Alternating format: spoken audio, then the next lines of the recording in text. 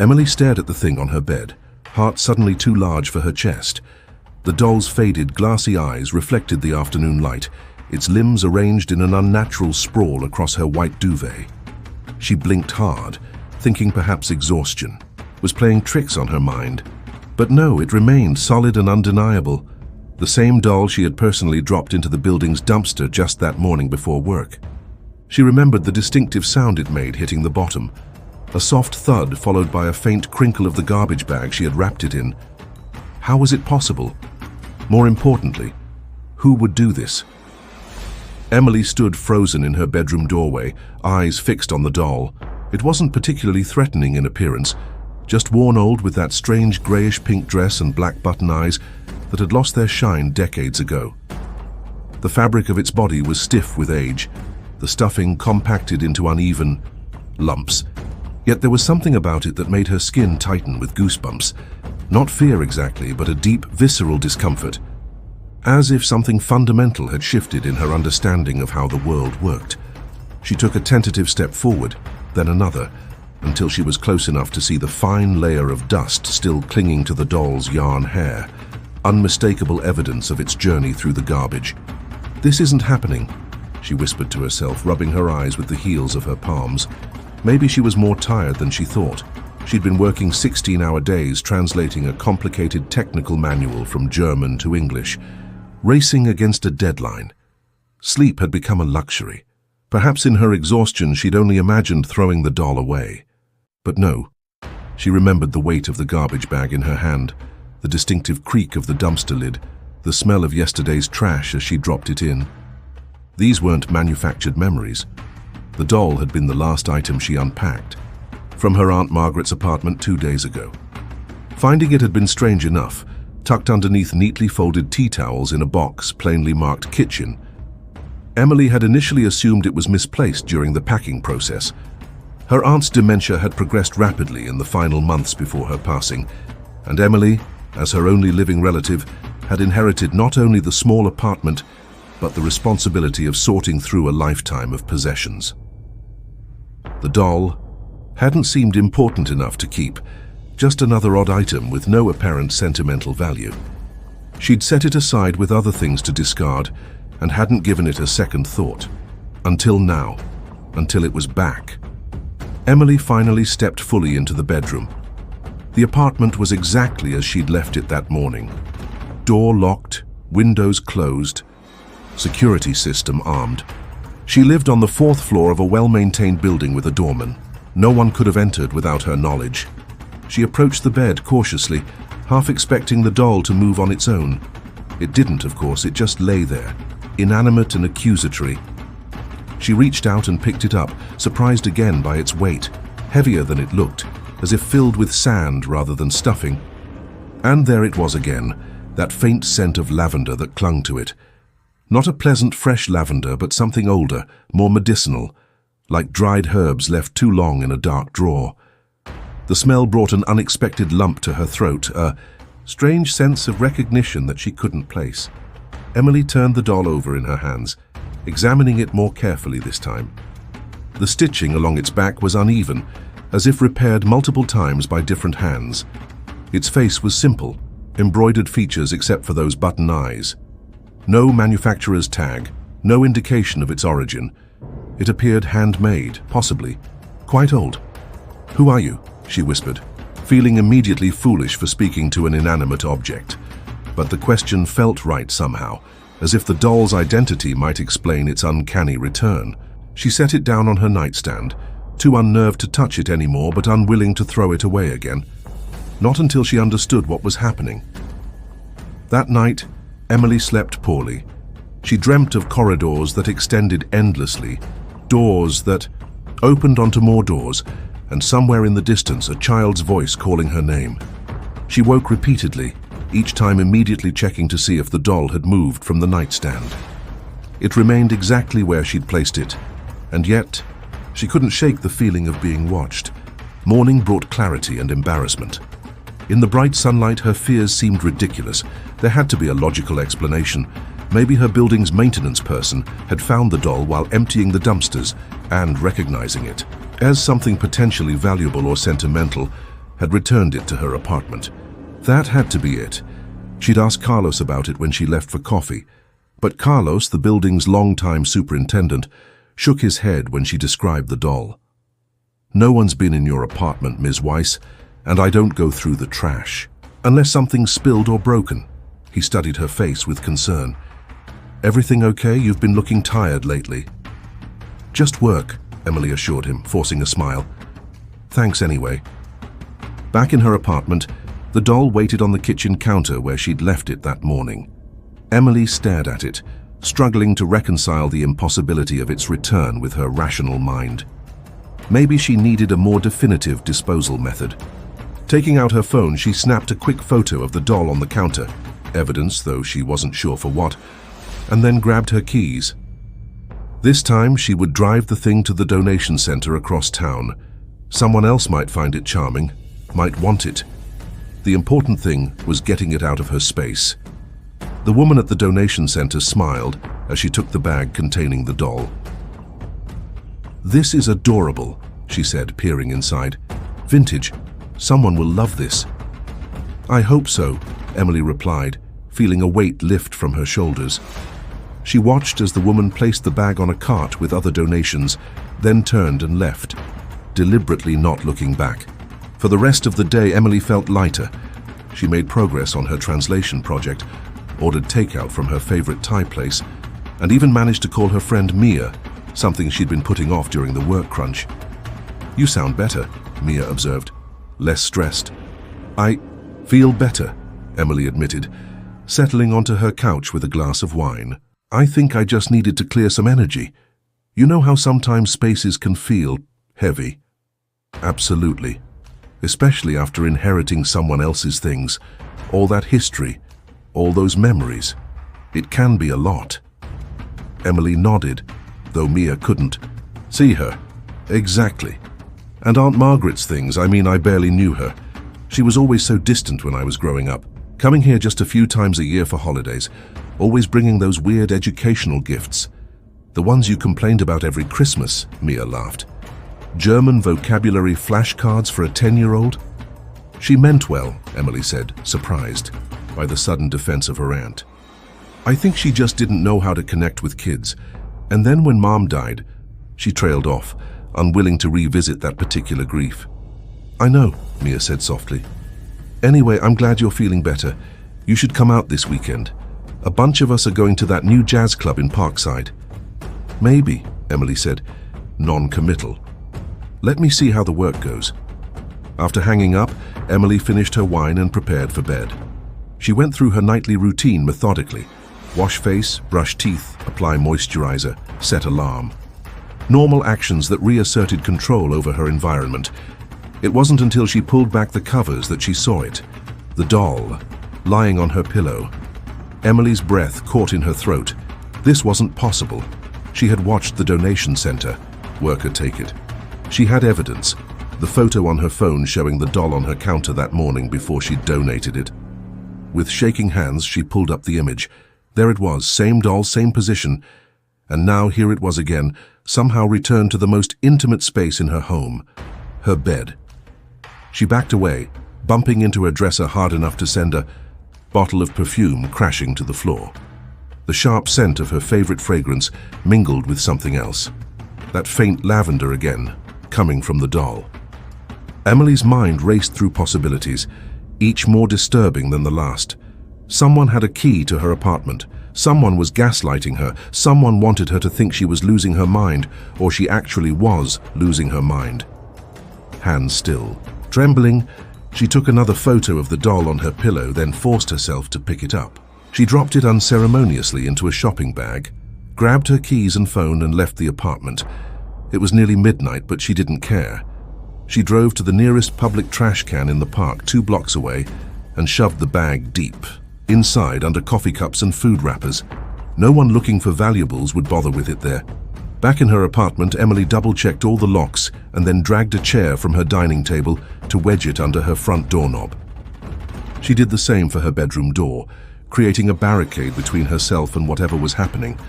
Then she changed her sheets, unable to sleep on bedding the doll had touched, and curled up with her phone beside her. a direct line to emergency services if needed. She must have fallen asleep eventually, because she woke to sunlight streaming through her blinds and her alarm blaring. For a blissful moment, she forgot the events of the previous night. Then it all came rushing back, and she sat bolt upright, scanning the room for any sign of the doll. Nothing. No doll in sight. The chair was still firmly wedged under her door handle. Emily exhaled slowly, allowing herself to consider that perhaps she had overreacted. Perhaps the stress and grief of her aunt's death, combined with work pressure, had caused some kind of temporary break from reality. It happened to people sometimes, didn't it? Exhaustion could do strange things to the mind. She removed the chair and went through her morning routine, deliberately not checking other rooms for the doll. She made coffee, answered a few work emails, and tried to settle back into normalcy. By noon, she had almost convinced herself that the entire incident had been some sort of stress-induced hallucination. Then her phone pinged with a text from an unknown number. "Did you lose something? Found this cute doll by the park trash can. Address tag inside says it belongs to E. Weiss at Cedar Park Apartments. Can drop it off at your building." Attached was a photo of the doll. Emily stared at her phone, blood turning to ice. There was no address tag inside the doll. She'd examined it thoroughly. Someone was toying with her. She blocked the number without responding and deleted the message as if erasing it could somehow erase the reality of what was happening. But the damage was done. The doll was finding its way back, or someone was ensuring it did. Emily called, in sick to her freelance coordinator, and spent the day researching. She looked up her building's history, wondering if there had been deaths or disappearances that might explain the haunting, if that's what this was. She searched for information about her aunt's past, scrolling through public records and old social media posts. Nothing stood out. Margaret Weiss had been a private, solitary woman who worked as a university librarian for 40 years before retiring. No children, no scandal, nothing to suggest a connection to a persistent, possibly haunted doll. By evening, Emily's research had yielded nothing but increased anxiety. She hadn't left the apartment all day, too afraid of what or who might be waiting when she returned. She ordered groceries for delivery, tipping generously so the driver would leave them outside her door. As she put them away, a thought struck her. If someone was gaslighting her, there would be evidence. She could set up a camera. The idea brought immediate relief. Technology could solve this. She ordered a small security camera from an online retailer with same-day delivery and set it up facing her front door.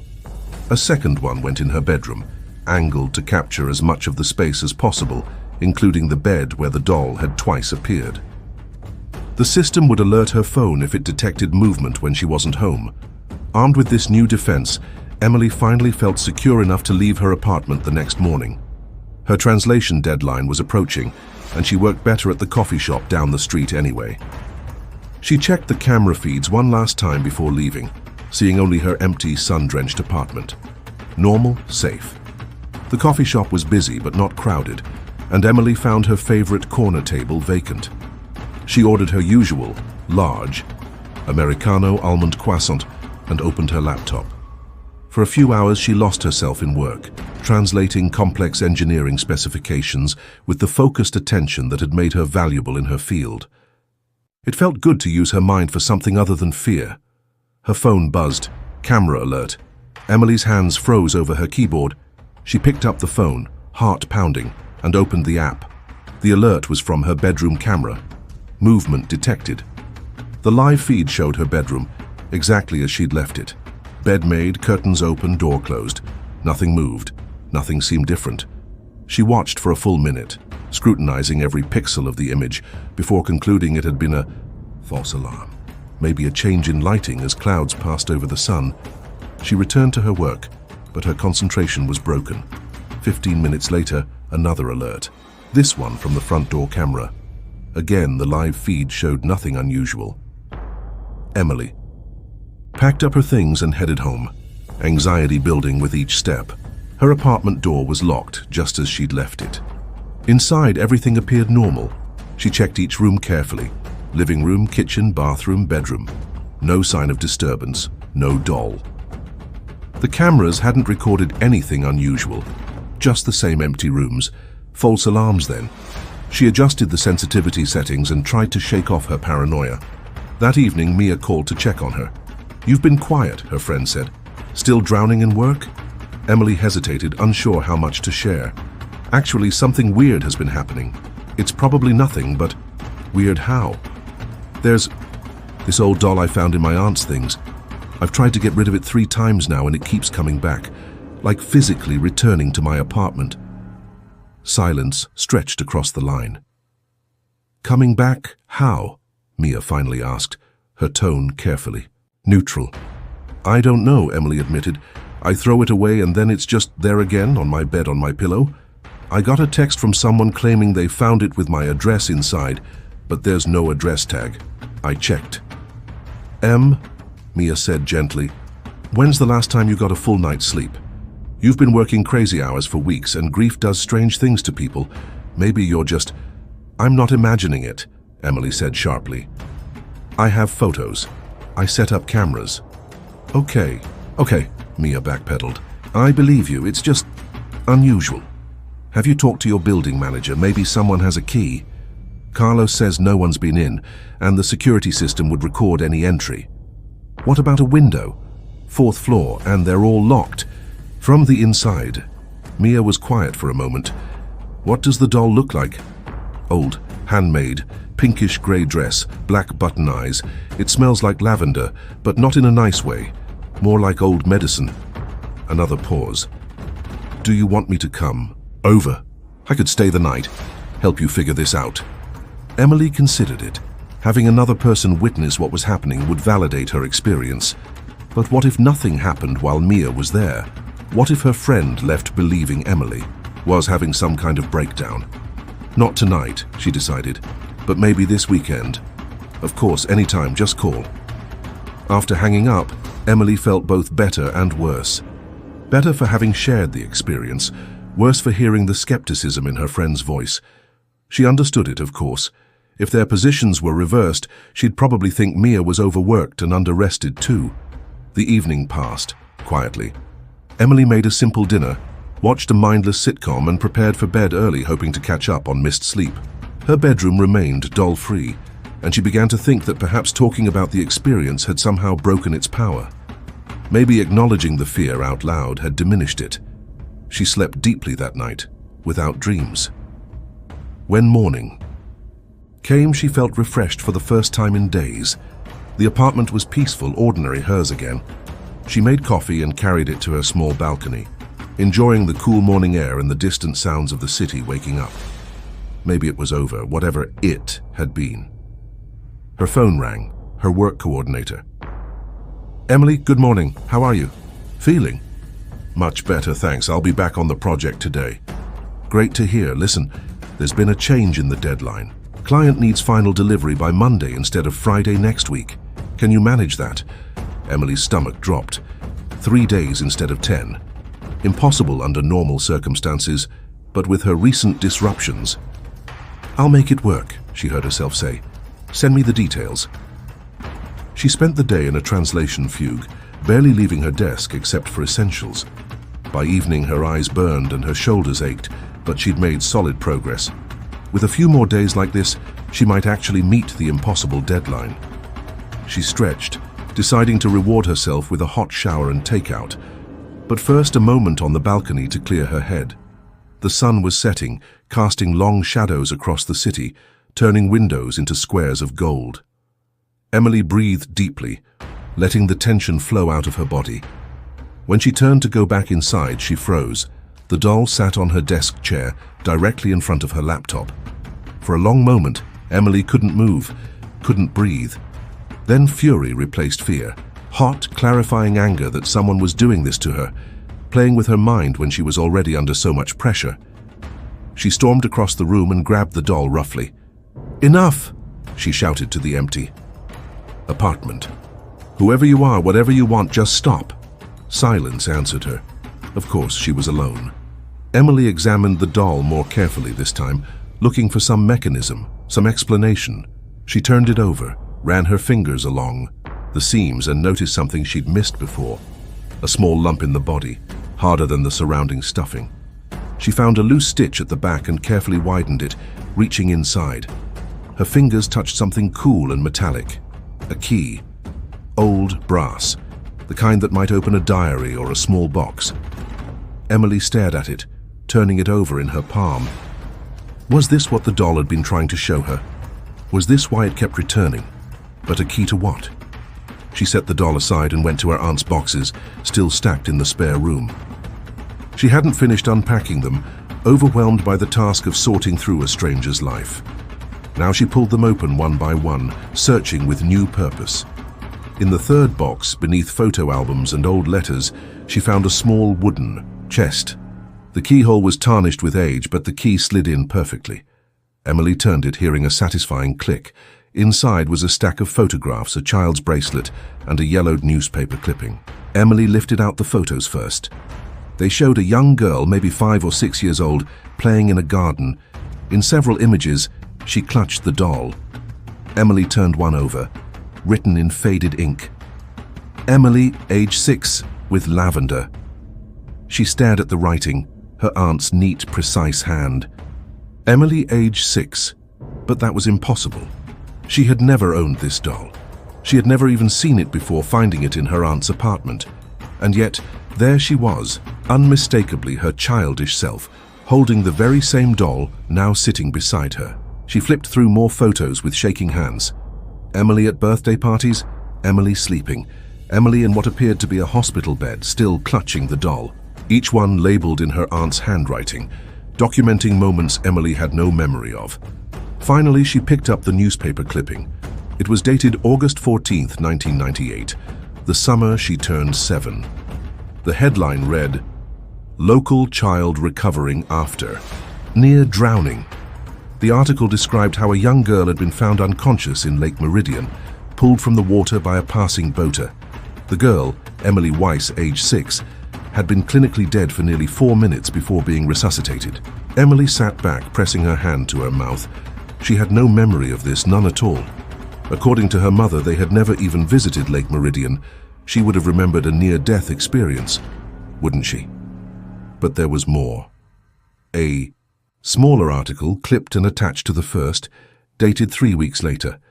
Child trauma victim shows signs of memory loss.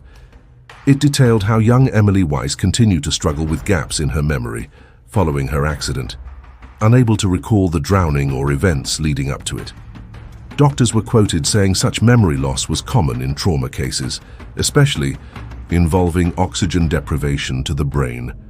"This isn't real," Emily whispered, but the evidence lay before her, her own face staring back from yellowed photographs, medical details too specific to fabricate, all preserved by her aunt for reasons Emily couldn't fathom. She picked up the child's bracelet. It was a medical alert band, the kind hospitals use. Weiss, Emily R., post-traumatic amnesia, guardian Margaret Weiss. Margaret Weiss, her aunt, listed as her guardian, not just a relative. Emily's head spun with questions. Why had her mother never mentioned any of this? Why had her aunt kept it secret all these years, only to leave these breadcrumbs after her death? And most pressingly, what did it have to do with the doll that refused to stay discarded? She looked at the doll, lavender apparently, sitting innocently beside the open box. Those button eyes revealed nothing, but Emily felt something shift in her understanding. The doll wasn't haunted, it was familiar, a tether to a past she couldn't remember, but which nonetheless belonged to her. That night, Emily placed the doll on her nightstand and lay awake staring at it. If her past was different than she'd always believed, what else might be untrue? She tried to summon memories of that summer, of the lake, of her aunt as caretaker, rather than distant relative. Nothing came, just the same childhood memories she'd always had, living with her mother in their small house in the suburbs, occasional visits from Aunt Margaret bearing educational gifts and tight smiles. The next morning, Emily called her mother. It was early, but this couldn't wait. "Emily, what a nice surprise," her mother answered, voice bright with sleep-tinged cheer. "Mom, I need to ask you something, and I need you to be honest." A pause. "Of course, honey, what's wrong?" "Did I almost drown when I was 6 at Lake Meridian?" The silence that followed seemed to stretch into minutes, though it was probably only seconds. "Who told you about that?" her mother finally asked, voice suddenly tight. "So it's true, I found newspaper clippings in Aunt Margaret's things, and pictures of me with a doll that keeps showing up in my apartment no matter how many times I try to get rid of it." Another pause. "Emily, this isn't a conversation we should have over the phone. I can drive up this weekend." "No, tell me now. What happened that summer? Why was Aunt Margaret my guardian? Why don't I remember any of this?" Her mother sighed heavily. "It's, complicated. Yes, there was an accident. You were staying with Margaret for the summer while I was getting help for some personal issues. She took you to the lake and somehow you slipped away. By the time she found you," her voice broke, "the doctors said we were lucky. That most children who are underwater that long don't make it back. But you did. You came back to us." Emily tried to process this. "But why don't I remember? And why didn't either of you ever tell me?" The doctors said forcing the memories might do more harm than good. You were so young and the trauma was severe. You had nightmares for months. You wouldn't let go of that doll. You said it was the only thing you could see when you were in the dark water. Emily glanced at the doll on her nightstand. "Lavender."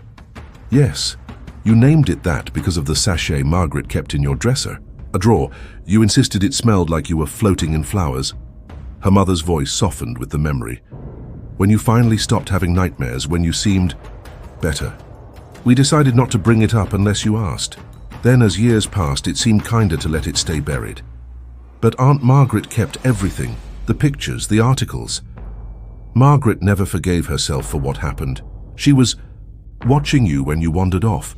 I think she kept those things as some kind of penance." Emily thought of her aunt, always formal, always slightly distant. She had attributed it to an awkward personality, someone unused to children. Never had she imagined it might be guilt. "And the doll, what happened to it?" "You carried it everywhere for months after the accident. Then one day you just stopped. Said you didn't need it anymore. Margaret kept it, I suppose. I hadn't seen it in years." Emily stared at the doll, trying to reconcile this new information with the inexplicable events of the past week. "Mom, this is going to sound strange, but the doll keeps coming back to me. I've thrown it away 3 times and it keeps reappearing in my apartment." Silence. "Mom?" "Sometimes things find their way back to us when we need them," her mother said carefully. "Maybe there's something else you need to remember." After ending the call, Emily sat with the doll for a long time. If what her mother said was true, this wasn't some supernatural occurrence or gaslighting campaign. This was about memory, buried but not gone. The doll wasn't returning through magical means. Someone was bringing it back. And the only person who made sense was the one person who knew its significance to Emily, her mother. But why now? What was she supposed to remember that was so important after all these years? Emily picked up the doll again, turning it over in her hands. The faint lavender scent triggered something. Not quite a memory, but a feeling. A sense of weightlessness, of floating, of looking up through water at a distorted sky. She reached for her phone and searched for recovered memories and childhood trauma.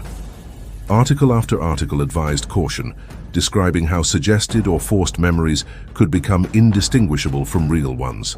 But other sources describe spontaneous memory recovery triggered by sensory stimuli, a smell, a sound, a familiar object from the forgotten time.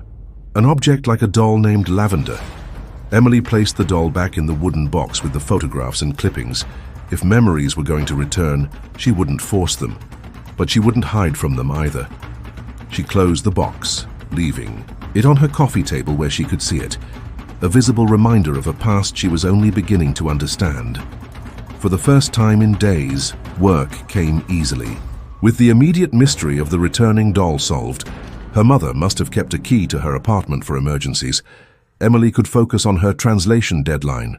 She worked late into the night, making significant progress, and finally fell into a deep, exhausted sleep. The dream began as a pleasant one.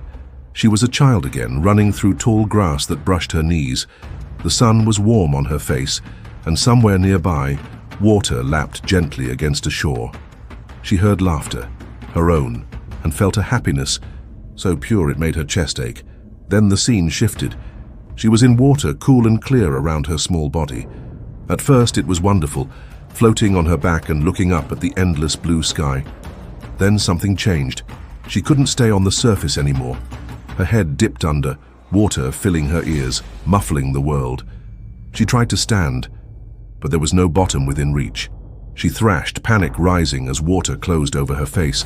Her lungs burned, darkness crept in from the edges of her vision, and in that darkness, something moved.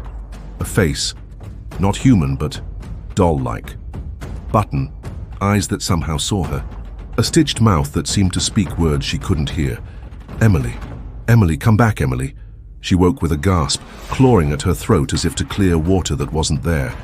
Her bedroom was dark, but a sliver of moonlight fell across her bed, illuminating the doll sitting beside her pillow. She hadn't put it there. She'd left it in the box. This time, Emily didn't feel fear. She felt recognition. Slowly, she reached out and touched the doll's face, tracing the simple embroidered features. "You were there," she whispered. "When I was drowning, I saw you." Of course, the doll didn't respond. But something inside Emily did, a memory surfacing like a bubble from deep water. She remembered now. The lake, walking away from her aunt, who was reading on a blanket under a tree, following a butterfly into the woods, then discovering the water on the other side, still and inviting in the summer heat, wading in, unafraid because she'd had swimming lessons the previous year. But the lake bottom had dropped away suddenly, and she'd found herself in deeper water than expected. She'd panicked, forgetting everything she'd learned about floating, about treading water. She'd gone under once, twice, and the third time she hadn't come back up, until something pulled her. Not a hand, not a physical force, but something else. A presence. In her oxygen-deprived hallucination, it had taken the form of her doll, its arms outstretched, urging her toward the surface, toward life. Come back. Emily. She had come back. And afterward, as she recovered in the hospital, she'd refused to let go of the doll that had saved her. Lavender had become her talisman against the dark dreams, against the memory of water filling her lungs, until she no longer needed protection, until she'd buried the memory so deeply that she'd forgotten not only the drowning but the doll itself. Emily held Lavender close, feeling tears slide down her cheeks. Not tears of fear or confusion, but of release. The doll hadn't been haunting her. It had been trying to help her remember something she'd locked away. And now that she remembered, perhaps they both could rest. She placed the doll back on her nightstand and lay down, no longer afraid to close her eyes. For the first time in days, in years perhaps, she slept without dreams. Morning brought clarity, as it often does. Emily woke feeling lighter, as if some invisible weight had lifted from her chest. The doll sat where she'd left it, watching over her sleep. She picked it up, studying it with new eyes. It wasn't creepy or threatening, just old, well-loved, a silent witness to a pivotal moment in her life. She decided to call her mother again. "Did you come to my apartment?" she asked without preamble when her mother answered. "Did you bring the doll back each time I threw it away?" "What?" "No, Emily, I've been in Phoenix all week for that dental conference. What's going on?" Emily described finding the doll in her aunt's things, throwing it away repeatedly, and its mysterious returns. She explained the memories that had surfaced, the dream, the revelation. Her mother was quiet for so long that Emily checked to make sure the call hadn't dropped. "Mom, I'm here," her mother said, her voice strange. "Emily, I don't know how to explain what you're describing, but I do know this. That doll was important to you once. After the accident, the doctors said you had created a kind of psychological guardian from it, a protector. It helped me find my way back to the surface," Emily said softly. "At least that's what I believed as a child." "Yes," her mother agreed, "and maybe some part of you still does." After hanging up, Emily made a decision. She would keep the doll, not hidden away in a box of forgotten things, but somewhere visible. A reminder not of trauma, but of survival, of finding her way back from darkness. She placed Lavender on the bookshelf in her living room, arranging it so those button eyes surveyed the room. Then she returned to work, the deadline still looming but somehow less oppressive now. Days passed normally. No more mysterious appearances, no more camera alerts. Emily finished her translation project on time, delivered it to an appreciative client, and finally took a much-needed day off. She called Mia and arranged to meet for lunch, ready to reconnect with her life. "You look better," Mia observed as they settled at an outdoor cafe table, more rested. "I feel better," Emily admitted. "That whole thing with the doll, I figured it out." "Oh?" Mia raised an eyebrow. "Do tell." Emily hesitated, unsure how to explain without sounding unhinged. "It turns out I owned it as a child. After an accident I don't remember. Finding it again, I think it triggered some kind of delayed processing. And the mysterious reappearances. Still unexplained," Emily admitted. "But it doesn't matter anymore. The doll and I have made our peace." Mia studied her friend's face. "You know how weird that sounds, right?" Emily laughed. "Completely weird, but it's the truth." They moved on to other topics. Mia's new job, mutual friends, plans for the coming weekend. It felt good to engage with normal life again, to let the strange events of the past week recede into memory. After lunch, Emily decided to walk home through the park instead of taking her usual direct route. The autumn air was crisp, leaves beginning to turn gold and red on the trees. She felt at peace in a way she hadn't since before her aunt's death. Near the park's central fountain, a small girl played with a doll, making it dance along the fountain's edge. Emily smiled at the scene, reminded of the photographs she'd discovered, herself at that age, inseparable from Lavender. The little girl looked up, meeting Emily's gaze, and held up her doll as if for approval. "She's pretty," Emily called. The girl nodded solemnly. "She keeps me safe." Something in the child's serious tone made Emily pause. "That's good. Everyone needs someone to keep them safe." "Do you have someone?" the girl asked. Emily thought of Lavender sitting on her bookshelf. "I do, actually." The girl smiled, satisfied, and returned to her play. Emily watched for another moment before continuing her walk, struck by the innocent wisdom of children, their ability to assign meaning and power to simple objects, to create guardians from cloth and stuffing. Back in her apartment, Emily went straight to the bookshelf where she'd left Lavender. The doll sat undisturbed, exactly as she'd positioned it. Emily touched its yarn hair gently. "Thank you," she whispered, feeling only a little foolish for speaking to it, "for finding your way back to me when I needed to remember." That night, as she prepared for bed, Emily hesitated. After a moment's consideration, she retrieved Lavender from the bookshelf and placed the doll on her nightstand. Not out of fear or superstition, but as an acknowledgement of trauma survived, of a past reclaimed, of the strange ways memory works to protect, and then, when we're ready, to reveal.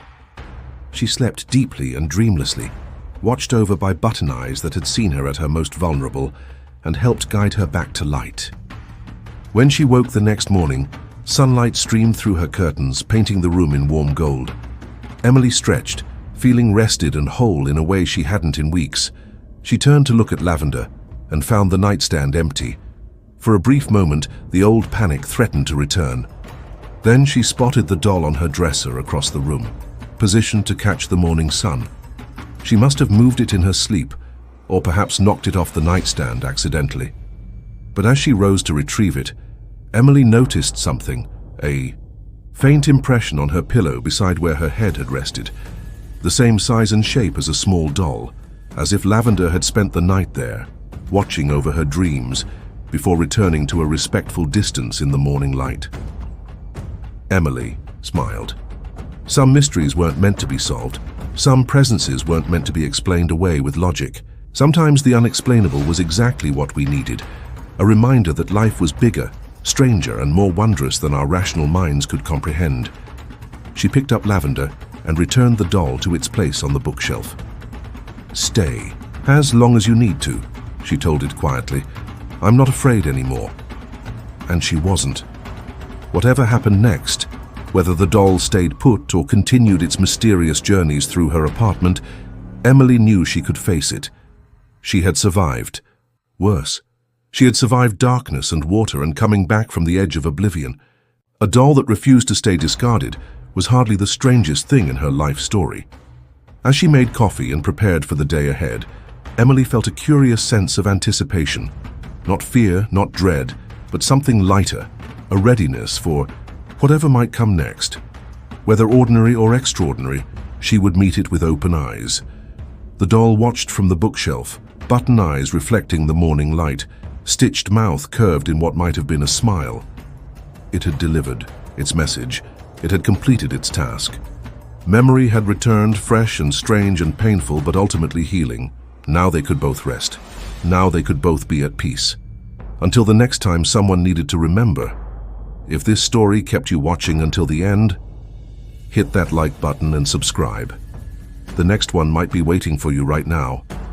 And there's more waiting just over there.